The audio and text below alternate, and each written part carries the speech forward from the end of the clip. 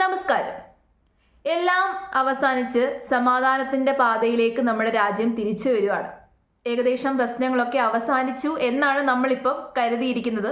അങ്ങനെ ആകട്ടെ. അപ്പോൾ സീസ് ഫയറിൽ ഒപ്പിട്ടതോടുകൂടിയിട്ട് ഇതുവരെ മിണ്ടാതിരുന്ന ചില കോമരങ്ങൾ പ്രധാനമന്ത്രിയുടെ നട്ടലിന്റെ അളവെടുക്കാൻ വേണ്ടിയിട്ട് ഇറങ്ങിയിട്ടുണ്ട്. പ്രധാനമന്ത്രിക്ക് നട്ടലില്ല, പ്രധാനമന്ത്രിക്ക് ധൈര്യമില്ല, പ്രധാനമന്ത്രി വെറും കോമാളിയാണ്, ആത്മാഭിമാനമില്ലാത്ത ആളാണ്. ഇങ്ങനെയൊക്കെയാണ് പ്രധാനമന്ത്രിക്ക് നേരെ വരുന്ന ആരോപണങ്ങൾ. ഇതിനെക്കാട്ടിലൊക്കെ ഏറ്റവും രസകരമായിട്ടുള്ള മറ്റൊരു കാര്യമുണ്ട്. പ്രധാനമന്ത്രിയെ ഇതിനു മുമ്പുണ്ടായിരുന്ന പ്രധാനമന്ത്രിയായിട്ടുള്ള ഇന്ദിരാഗാന്ധിയുമായിട്ട് ആൾക്കാർ കമ്പയർ ചെയ്യുവാണ്. ആ കമ്പാരിസൺ ആണ് ഒട്ടും സഹിക്കാൻ പറ്റാത്തത്. കാരണം ഒരു വ്യക്തിയെ മറ്റൊരു വ്യക്തിയുമായിട്ട് കമ്പയർ ചെയ്യുമ്പോൾ ഒരുപാട് കാര്യങ്ങൾ ശ്രദ്ധിക്കണം. ഈ കമ്പാരിസൺ എന്ന് പറയുന്നതിന് തന്നെ ഒരു റൂളുണ്ട്. സമയം, സന്ദർഭം, സാഹചര്യം, ഇത്തരം കാര്യങ്ങളൊക്കെ നമ്മൾ നോക്കിയിട്ട് വേണം കമ്പയർ ചെയ്യാൻ വേണ്ടിയിട്ട്. അപ്പോൾ ഒരു കമ്പാരിസൺ ഞാൻ ആദ്യം നിങ്ങളെ കേൾപ്പിച്ചു തരാം. ഉള്ളിൽ തട്ടി അഭിമാനത്തോട് തന്നെ പറയാൻ പറ്റും, ഏത് രീതിയിൽ ചിന്തിച്ചാലും നരേന്ദ്രമോദിയുടെ നെഞ്ചളവിനേക്കാളും കരുത്ത് ഇന്ദിരാഗാന്ധിയുടെ തീരുമാനങ്ങൾക്ക് തന്നെ ആയിരുന്നുവെന്ന് അഭിമാനത്തോടെ പറയാൻ പറ്റുന്നത് ഇന്ദിരാഗാന്ധിയോട് പ്രത്യേക സ്നേഹമുണ്ടായിട്ടൊന്നുമല്ല, അവരെടുത്ത തീരുമാനങ്ങൾ കൊണ്ടാണ്. ആരുമില്ലാതിരുന്നൊരു സമയത്ത്, അമേരിക്ക ഇന്ത്യക്കെതിരെ യുദ്ധം പ്രഖ്യാപിക്കുമെന്ന് പറഞ്ഞ സമയത്ത്, വരൂ ഞങ്ങൾ അവിടെ അറബിക്കടലിൽ നിങ്ങൾക്കായി കാത്തിരിക്കുന്നുവെന്ന് അമേരിക്കൻ നാവികസേനയ്ക്ക് മെസ്സേജ് അയച്ച ഇന്ദിരാഗാന്ധിയുടെ പവർഫുൾ ആയിട്ടുള്ള തീരുമാനം, അവരൊരു തെരഞ്ഞെടുപ്പ് പ്രചരണ വേളയിൽ പ്രസംഗിച്ചുകൊണ്ടിരുന്ന സമയത്ത് ആ സമയത്ത് India declare war against Pakistan എന്ന് പറയാൻ ആത്മധൈര്യം കാണിച്ച ഒരു പ്രധാനമന്ത്രി, ബംഗ്ലാദേശിലുള്ള ആൾക്കാർ പലായനം ചെയ്ത് ഇന്ത്യയിലേക്ക് വരുന്ന സമയത്ത് ബംഗ്ലാദേശിന് സ്വാതന്ത്ര്യം നേടിക്കൊടുക്കാൻ വേണ്ടിയിട്ട് തീരുമാനമെടുത്ത, പിന്നീട് റഷ്യ പിന്തുണച്ചോ ഇല്ലയെന്നുള്ളതല്ല, നമ്മുടെ അടുത്തേക്ക് ആര് പിന്തുണ ഉണ്ടാവത്തില്ലയോ നോക്കിയിട്ടല്ലോ തീരുമാനമെടുത്തത്. തീരുമാനമെടുക്കുക എന്ന് പറഞ്ഞു കഴിഞ്ഞാൽ അതിന് ആത്മാഭിമാനം വേണം, ചങ്കുറപ്പ് വേണം. ആ ചങ്കുറപ്പ് നരേന്ദ്രമോദിയെക്കാളും ഉള്ളത് ഇന്ദിരാഗാന്ധിക്ക് തന്നെയാണെന്ന് അഭിമാനത്തോടെ പറയുന്നത് ഇന്നത്തെ ഈ ഒരൊറ്റ തീരുമാനം കൊണ്ടാണ്. നല്ല അടിപൊളി കമ്പാരിസൺ ആണ് മാരാർ ഇപ്പം നടത്തിയത്. മാരാറ് മാത്രമല്ല, ഇപ്പൊ കുറെ എണ്ണം ഈ ഒരു കമ്പാരിസണുമായിട്ട് വരുന്നുണ്ട്. ഇന്ദിരാഗാന്ധിയുടെ സമയത്ത് ഇങ്ങനെയായിരുന്നു, ഇന്ദിരാഗാന്ധി അങ്ങനെ ചെയ്തു, ഇന്ദിരാഗാന്ധി ഇങ്ങനെ ചെയ്തു, ഇപ്പൊ നരേന്ദ്രമോദിക്ക് ആത്മാഭിമാനമില്ല, ധൈര്യമില്ല, തന്റെ ഇടമില്ല, നട്ടലില്ല എന്നൊക്കെ പറഞ്ഞുകൊണ്ട് കുറെ എണ്ണം കമ്പയർ ചെയ്യുന്നുണ്ട്. കുറച്ചു ദിവസം മുമ്പ് ഇതേ ആൾക്കാർ തന്നെയാണ് നരേന്ദ്രമോദിയെ പുകഴ്ത്തി അങ്ങ് ടോപ്പിൽ കൊണ്ടുവച്ചത്. ഇപ്പോൾ ഇതെല്ലാം കഴിഞ്ഞപ്പോൾ പുള്ളിക്കാരനെ വലിച്ച് താഴെ ഇടണമല്ലോ, അതിന് വേണ്ടിയിട്ട് കമ്പാരിസൺ നടത്തുകയാണ്. ഈ മാരാറുടെ വിചാരം ബിഗ് ബോസിനകത്ത് കടന്ന് ഡിബേറ്റ് നടത്തിയതുപോലെയും പേക്കൂത്ത് നടത്തിയതുപോലെയാണ് രാജ്യസുരക്ഷ എന്ന്.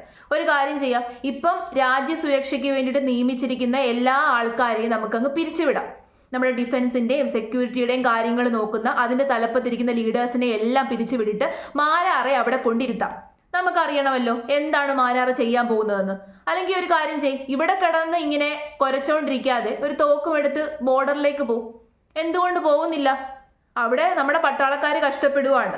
അവര് വേറൊരു കാര്യവും ആലോചിക്കാതെ നമ്മുടെ രാജ്യത്തോടൊപ്പം നമ്മുടെ പ്രധാനമന്ത്രിയും നമ്മുടെ ലീഡേഴ്സും എന്താണോ പറയുന്നത് അതിനൊപ്പം നിന്ന് അവർ കഷ്ടപ്പെടുവാണ്. അതിനൊപ്പം തന്നെ നമ്മുടെ ലീഡേഴ്സ് അവരും കഷ്ടപ്പെടുന്നുണ്ട്. അവർ ഒരുപാട് കാര്യങ്ങൾ ചെയ്തിട്ടുണ്ട്. നമ്മൾ ഇപ്പോഴും ഇങ്ങനെ പിടിച്ചു നിൽക്കുന്നുണ്ടെന്നുണ്ടെങ്കിൽ നമ്മുടെ ലീഡേഴ്സിന്റെയും കൂടി കഴിവാണ്. പിന്നെ ഇനി കമ്പാരിസണിലേക്ക് വരാം. ഇന്ദിരാഗാന്ധിയുമായിട്ട് കമ്പയർ ചെയ്തു. 1971 കാര്യമാണ് മാരാർ ഇവിടെ പറഞ്ഞത്.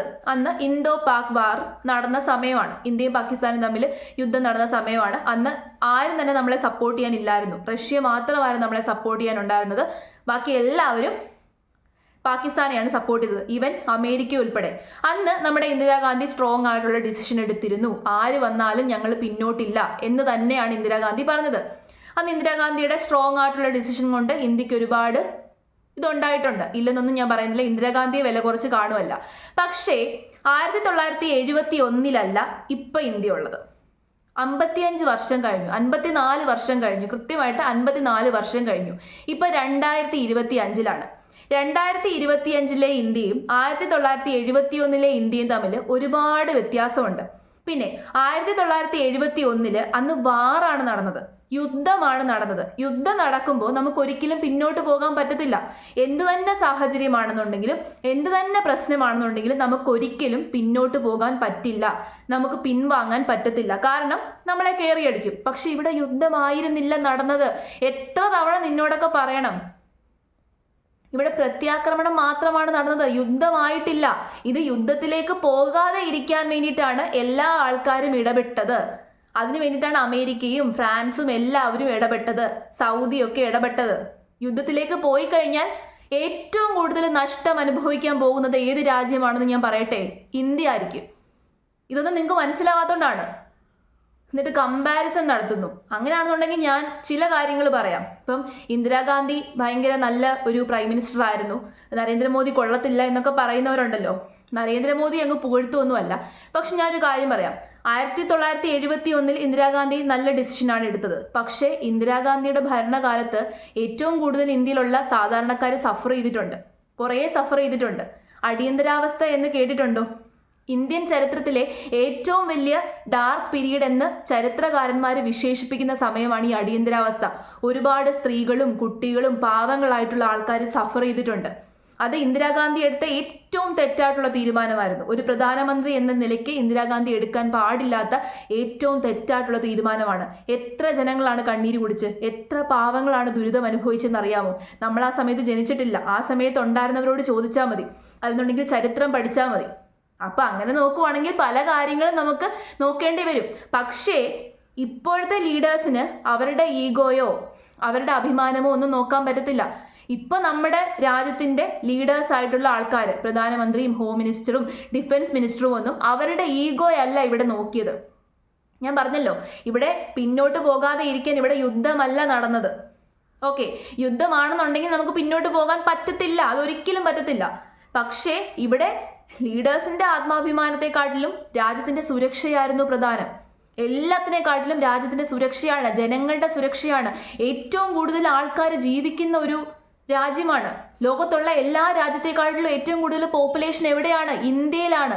നമ്മൾ വളരെ കഷ്ടപ്പെട്ടിട്ടാണ് ഈ ഒരു സ്റ്റേജിലെങ്കിലും എത്തിയത്. 2025 വന്ന് നിൽക്കുമ്പോൾ GDPയുടെ കാര്യത്തിലും എക്കണോമിയുടെ കാര്യത്തിലും മറ്റെല്ലാ കാര്യത്തിലും ഈ ഒരു സ്റ്റേജിലേക്ക് വന്ന് എത്തുകയാണ്. ലോകത്തുള്ള മുഴുവൻ വ്യാപാര കേന്ദ്രങ്ങളും ഏറ്റവും കൂടുതൽ ഉറ്റുനോക്കുന്നത് എവിടെയാണ്? ഇന്ത്യയാണ്. കാരണം ഇന്ത്യ ഒരു നല്ല മാർക്കറ്റിംഗ് ഹബ്ബാണ്, മാർക്കറ്റാണ്. ഇന്ത്യ എല്ലാവർക്കും ആവശ്യമാണ്. കാരണം ഹ്യൂമൻ റിസോഴ്സ്, അത് തന്നെ കാര്യം. നമ്മുടെ ഹ്യൂമൻ റിസോഴ്സ് കാരണമാണ് നമ്മളിപ്പോൾ നമ്മുടെ GDP കൊണ്ടും എക്കണോമി കൊണ്ടും ഒക്കെ വളർന്നേക്കുന്നത്. അപ്പോൾ ഇപ്പോൾ ഒരു യുദ്ധം വരുവാണെന്നുണ്ടെങ്കിൽ നമ്മൾ 10-20 വർഷം പുറമോട്ട് പോകേണ്ടി വരും. പിന്നെ ആദ്യം തൊട്ട് തുടങ്ങും. ഈ 10-15 വർഷം പുറമോട്ട് പോകുക എന്ന് പറഞ്ഞു കഴിഞ്ഞാൽ ജനങ്ങൾ സഫർ ചെയ്യേണ്ടി വരും. പട്ടിണി വരും, പരിവട്ടം വരും, കുറേ കാര്യങ്ങൾ വരും. നമുക്ക് ഭക്ഷ്യക്ഷാമം വരും. ഇപ്പം നമ്മൾ ബാക്കി രാജ്യങ്ങൾ പറയുന്നത് കേൾക്കാതെ നമ്മൾ യുദ്ധത്തിലേക്ക് പോവുകയാണെന്നുണ്ടെങ്കിൽ എല്ലാവരും പറയുന്നു പാകിസ്ഥാനെ പോയി അടിക്കണം, തകർക്കണം, ഒതുക്കണം, ഇങ്ങനെയൊക്കെ പറഞ്ഞല്ലോ. ഈ മാരാർ ഉൾപ്പെടെ പറയുന്നു. അങ്ങനെ തകർക്കുകയും ഒതുക്കുകയും ചെയ്തു കഴിഞ്ഞാൽ ഓക്കെ, നമുക്ക് പറ്റും, നമുക്ക് തകർക്കാനും ഒതുക്കാനും ഒക്കെ പറ്റും. വേണമെന്നുണ്ടെങ്കിൽ നമുക്ക് ചെയ്യാം. അപ്പം യുദ്ധത്തിലേക്ക് പോകേണ്ടി വരും. അങ്ങനെ യുദ്ധത്തിലേക്ക് പോയി കഴിഞ്ഞാൽ ആരും നമ്മളെ സഹായിക്കത്തില്ല, ഒരു രാജ്യവും നമ്മളെ സഹായിക്കത്തില്ല. പാകിസ്ഥാനെ സഹായിക്കാൻ പോകും. അത് മനസ്സിലാക്കിക്കൊണ്ടാണ് ഇന്ത്യ ഇത് വേണ്ടെന്ന് വെച്ചത്. അത് ആദ്യം മനസ്സിലാക്ക്. വിമർശനമായി വിമർശിക്കുന്ന എണ്ണങ്ങൾ ഇങ്ങനെ വീടിനകത്തിരുന്ന് അല്ലെങ്കിൽ കാറിനകത്തോ കുത്തിയിരുന്നാണല്ലോ വിമർശിക്കുന്നത്. നിനക്കൊക്കെ വല്ല തേങ്ങ അറിയാമായിട്ടാണോ ഈ ഇരുന്ന് വിമർശിക്കുന്നത്? ഒരു മര്യാദ കാണിക്കടേ. കമ്പാരിസൺ നടത്തിയിരിക്കുന്നു. രണ്ടും തമ്മിൽ ഒരുപാട് അന്തരമുണ്ട്. ഇന്ദിരാഗാന്ധിയുടെ സമയമല്ല ഇപ്പോൾ. സമയവും സന്ദർഭം സാഹചര്യം ഒക്കെ മാറ്റമുണ്ട്. അന്നത്തെ ഇന്ത്യ അല്ല ഇന്നത്തെ ഇന്ത്യ. ഇത് മനസ്സിലാക്കി കഴിഞ്ഞാൽ എല്ലാവർക്കും കാര്യങ്ങൾ പിടികിട്ടും. നമ്മുടെ ലീഡേഴ്സ് വളരെയധികം കറക്റ്റായിട്ട് പ്രിസൈസ് ആയിട്ടാണ് ഓരോ കാര്യങ്ങളും ചെയ്തത്. വേറെ ഒരു രാജ്യത്തിനും നമ്മളെ കുറ്റപ്പെടുത്തേണ്ട ഒരവസരവും നമ്മൾ കൊടുത്തിട്ടില്ല. നമ്മൾ തിരിച്ചടിക്കുമ്പോഴും പ്രൂഫ് കാണിക്കും, നമ്മൾ എങ്ങനെയാണ് തിരിച്ചടിച്ചത്, എവിടേക്കാണ് തിരിച്ചടി കൊടുത്തത്. അങ്ങനെ പതിയെ പതിയെ വളരെയധികം ശ്രദ്ധിച്ച് മാത്രമേ നമുക്ക് ചെയ്യാൻ പറ്റൂ. പാകിസ്ഥാൻ അങ്ങനെയല്ല. മാരാറ് പറയുന്നു പാകിസ്ഥാൻ ഇന്ത്യയോട് പേടിയില്ല. എങ്ങനെ പേടി കാണും? അവർക്ക് ആരോടും പേടിയില്ല. അവർക്ക് അവരോട് പോലും പേടിയില്ല. സ്വന്തം രാജ്യത്തെക്കുറിച്ച് ചിന്തിക്കുന്ന ആൾക്കാർക്ക് മാത്രമേ പേടിയുള്ളൂ. സ്വന്തം രാജ്യത്തെ ജനങ്ങളെക്കുറിച്ച് ചിന്തിക്കുന്നവർക്ക് മാത്രമേ പേടിയുള്ളൂ. പാകിസ്ഥാന് പേടിയില്ലാത്തത് അതുകൊണ്ടാണ്. സ്വന്തം രാജ്യത്തെ ജനങ്ങൾ പോയാലും ആര് പോയാലും അവർക്കൊരു കുഴപ്പമില്ല. കാരണം അവിടെ ഇപ്പം എന്തെങ്കിലും കൊണ്ട് ഇട്ട് തകർത്ത് കഴിഞ്ഞാലും അവിടുത്തെ മെയിൻ ആയിട്ടുള്ള ആൾക്കാർ സൗദിയിലേക്കോ ദുബായിലേക്കോ പോയി അവിടെ പോയി സുഖമായിട്ട് ജീവിക്കും. ജനങ്ങൾ തീർന്നാലും അവർക്കൊന്നുമില്ല. പക്ഷെ നമ്മുടെ ലീഡേഴ്സിന് അങ്ങനെ വിചാരിക്കാൻ പറ്റത്തില്ല. നമ്മൾ അങ്ങനെയാണ്. നമ്മുടെ ലീഡേഴ്സ് ആദ്യത്തെ പ്രയോറിറ്റി കൊടുത്തത് ഇവിടുത്തെ ജനങ്ങൾക്കാണ്. ഇവിടെ പട്ടിണിയോ ദുരിതമോ പരിവട്ടമോ ഒന്നും ഉണ്ടാകാൻ പാടില്ല. അതിനെന്ത് ചെയ്യണം? സമാധാനം വേണം. അത് മാത്രമാണ് നമ്മൾ ചെയ്തത്. ഇനി വിമർശിക്കുന്നവരോട് ഇതേ എനിക്ക് പറയാനുള്ളൂ. ഇരുന്ന് കുരച്ചോണ്ടിരുന്നോ. എന്നിട്ട് വായിലെ വെള്ളം പറ്റുമ്പോൾ നീയൊക്കെ അങ്ങ് നിർത്തിക്കോളൂ.